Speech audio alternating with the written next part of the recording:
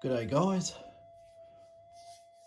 The other week I said I was working on a 2.4 gigahertz wireless audio system for detectors, and I just basically finished it and I tested it, works fine, and now I've just pulled it apart so you can have a look at how I went about doing it. So this is our existing amplifier booster, which that's another one. That's basically, stick it to the side of the detector, stick some batteries in the back of it, and away it goes. Plug it into the connector on our battery we use. We got big and small ones of these. We sell those everywhere. I think we've sold something like close on 7,000 or 8,000 of them over the years. So yeah, I've got this one hooked up. As you can see, it even has the old, well, not the old, but the connector still attached.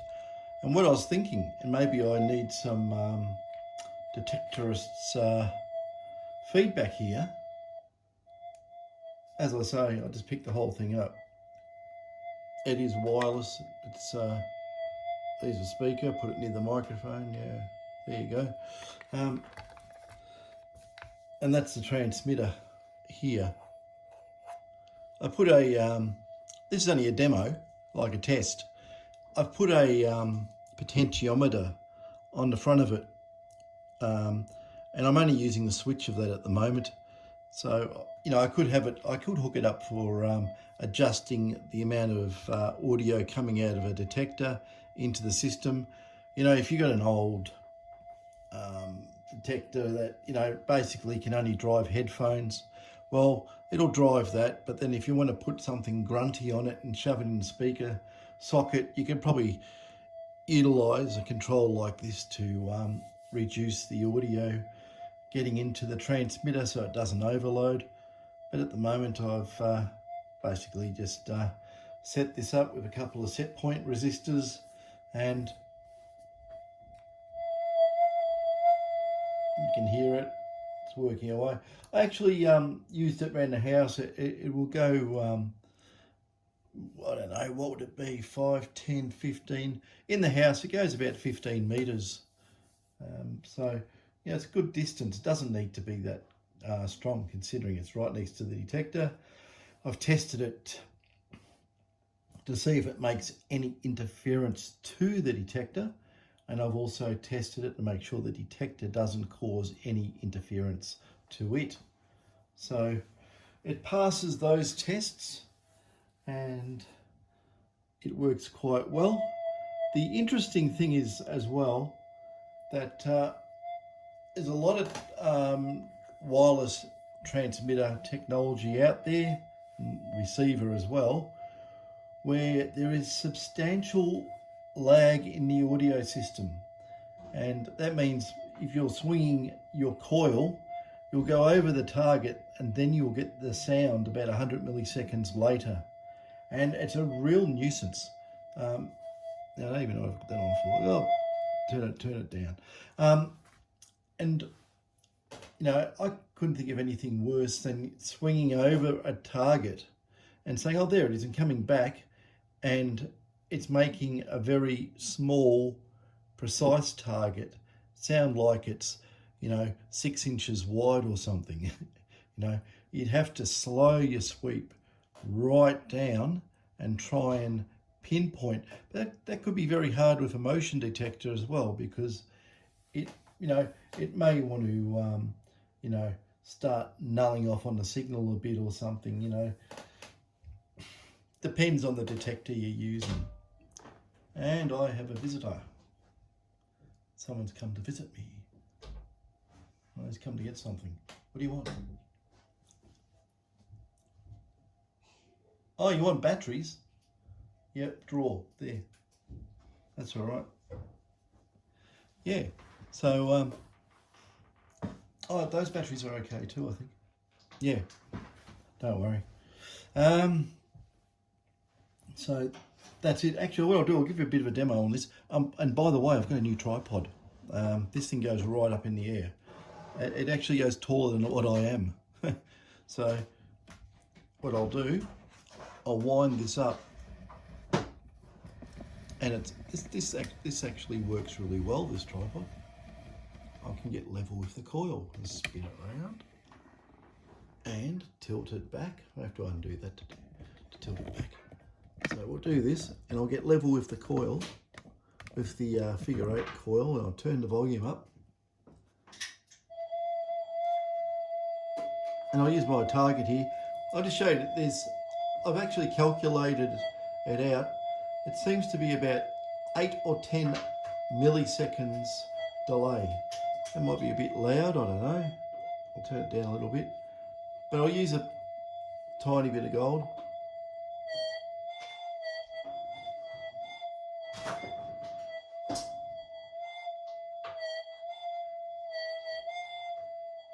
I'll try and get square onto the camera.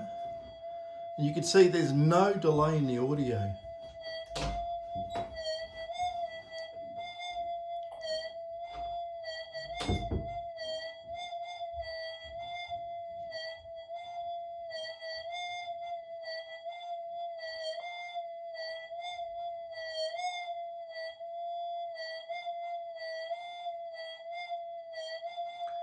That'd be annoying listening to that all night. So basically there's very little detectable delay in the audio system. I'll wind this back down. This is clunk, clunk, clunk. It's got a ratchet drive system on it, so I spin it around, I can do this, I can do that. I used to battle like hell with that other tripod. This one's much better. Anyway, what I was thinking, have a wireless system as such. I think having this hanging out of it will be a real nuisance. What you do with this part of it here, the receiver, stick it in your pocket and you can run any headphones you want into it. Your own choice of headphones, or it'll drive a speaker as it's already doing. It'll drive a speaker quite well actually, but it'll also drive headphones very nicely. And what I was thinking, I don't know, maybe people could comment on this. Like, I'll turn this right off.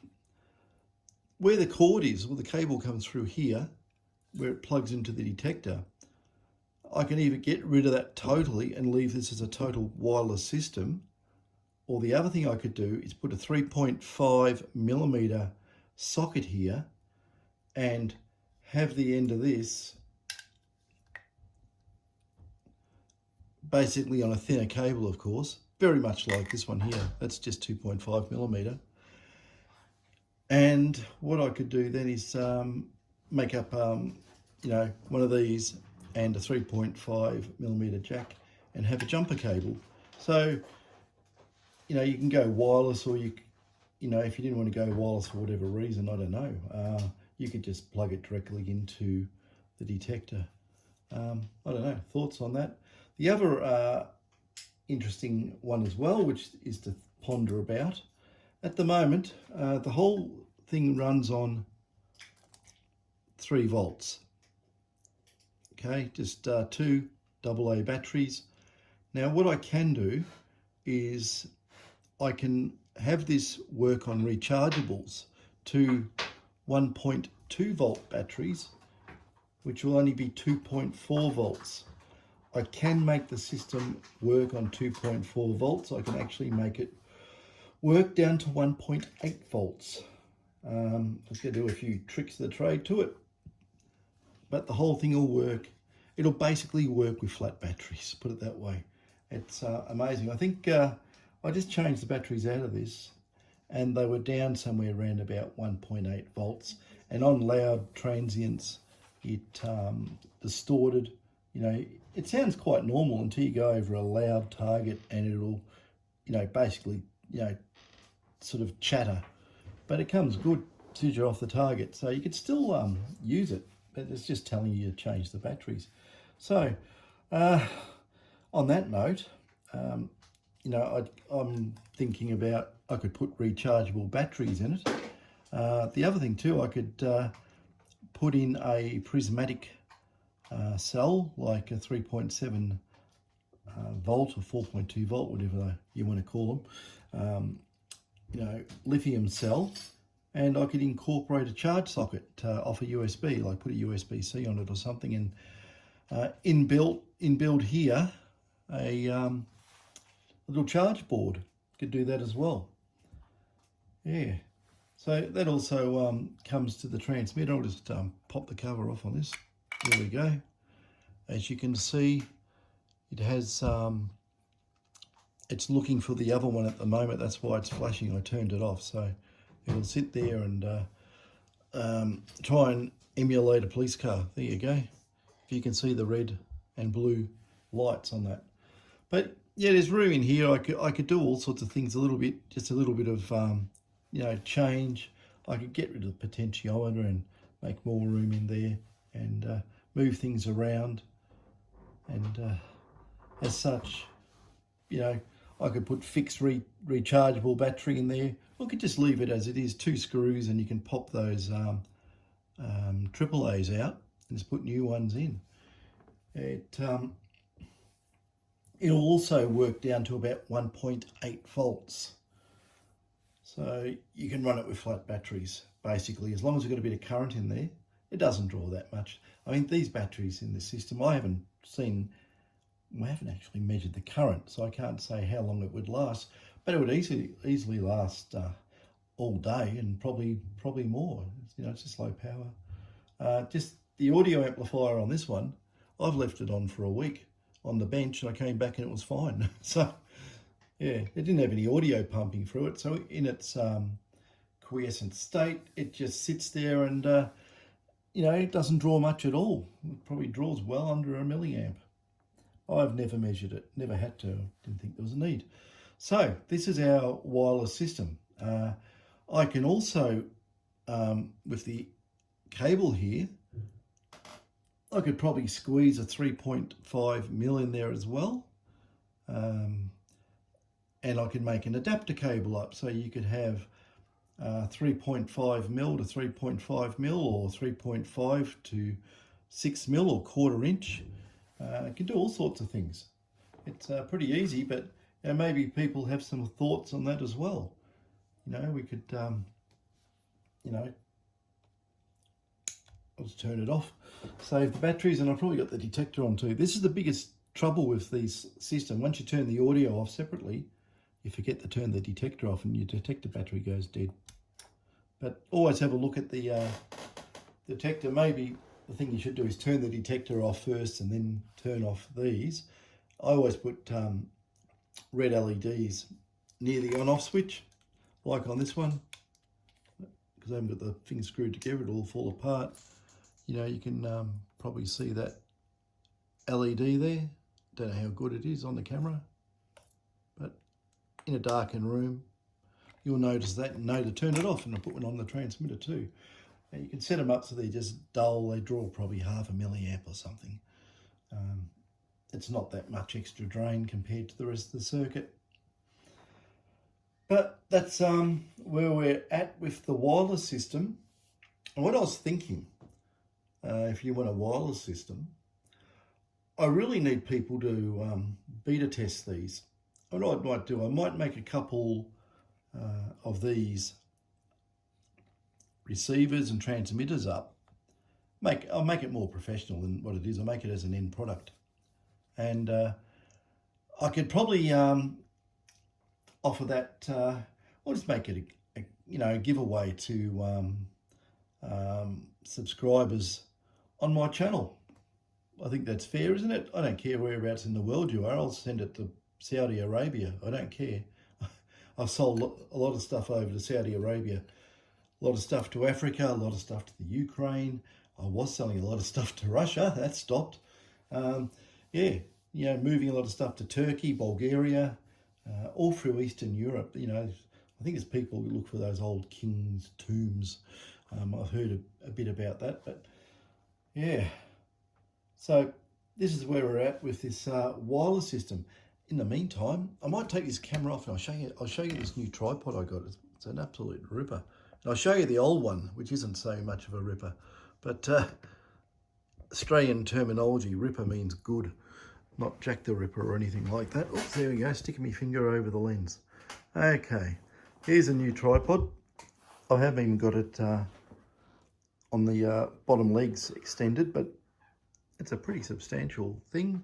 And the thing I like about it too, it's got this wind-up business here. You can wind it right up, and it goes higher than the coil where it is, and up there. And yeah, it's got this, I think I got this off eBay ages ago, but I didn't have the phone adapter for it. So I made up a adapter and stuck it on.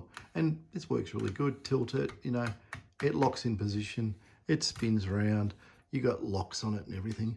But I'll show you the other horrible thing I was using. Where is it? It's over there. It's been banished into the corner. I mean, it is just flimsy. You know, it's all flimsy and, you know, little tiny plastics. You do things up and it all wants to jump up and, you know, oh, we'll have to tighten that so it doesn't move. And, you know, that is as tight as hell, and it's having no effect on, oh, it is now. It wasn't before. I sprayed it with silicone to get the thing, trying to get some more thread bite on it. But yeah, you know, it is flimsy. And look how thin the legs are on it, you know. It's like a spider. You know, very wobbly, to say the best about it.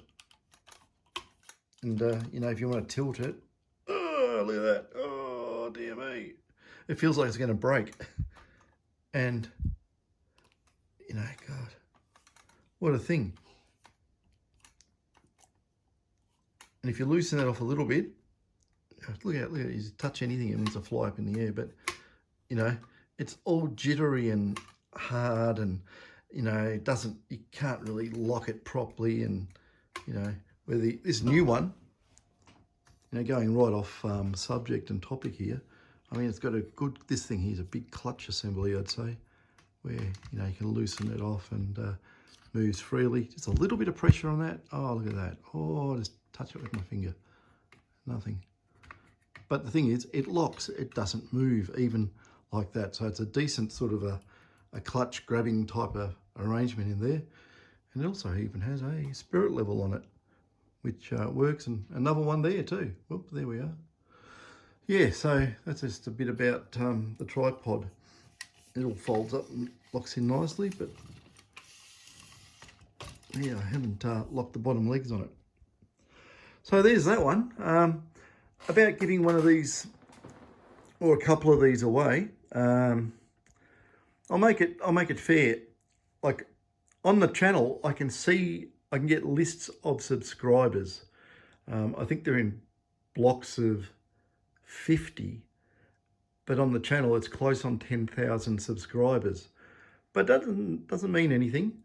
I can make up something and you know, make you know, something, just grab 200 randoms or something, and yeah, just you know, throw a dart, pick a name, and you know, if you want, if you're interested, put it this way, if you are interested in getting one of these, I'll send it to you. You can have it for free. I'll pay the postage and everything. Leave a comment. That might be better, because say if I had a subscriber and they didn't have any metal detectors, they're just interested in the technical part of it. So if you've got a metal detector, you know, and you want to try out one of these wireless systems, I can even customize it. You know, whoever gets it, I can put whatever plug sockets and whatever else you want on it. I can make it rechargeable, or you can run it on alkaline batteries, whatever, not hard. Yeah, I'll do that. And yeah, just leave a comment so I can get your name, and I'll collect them up, and, you know, I'll just perfect this, and you know, we'll see who gets it. Like I say, I don't care where you are. You know, there's a lot of guys in Africa, a lot of guys you know, in Europe, a lot of guys over in the Middle East, all running around with detectors. A lot of guys in the US too, a hell of a lot of guys in the US. You know, we've been you know, doing a lot of deep detectors for the guys who go silver mining. I think in Colorado and in Alaska, they get freaking massive lumps of silver, like as big as that detector and bigger. You know, so yeah, there's good money in silver, not as much as gold, but to some of the sizes the guys get, you know, absolutely amazing.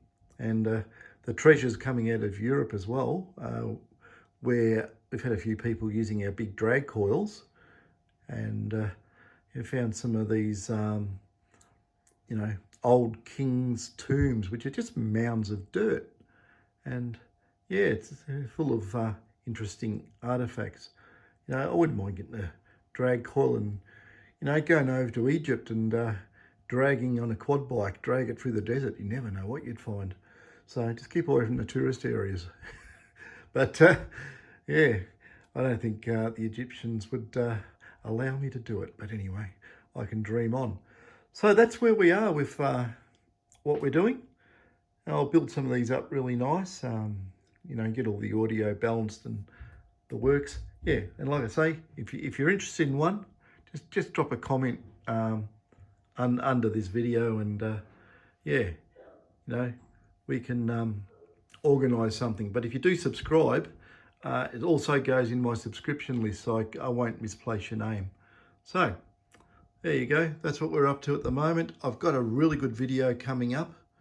I am going to be running a complete system on a Nucleo board, and I'll show you how well that works. It's going to be a real eye-opener too. And you'll get a, you know, if you get a Nucleo board, you can make a professional, you know, pulse induction detector.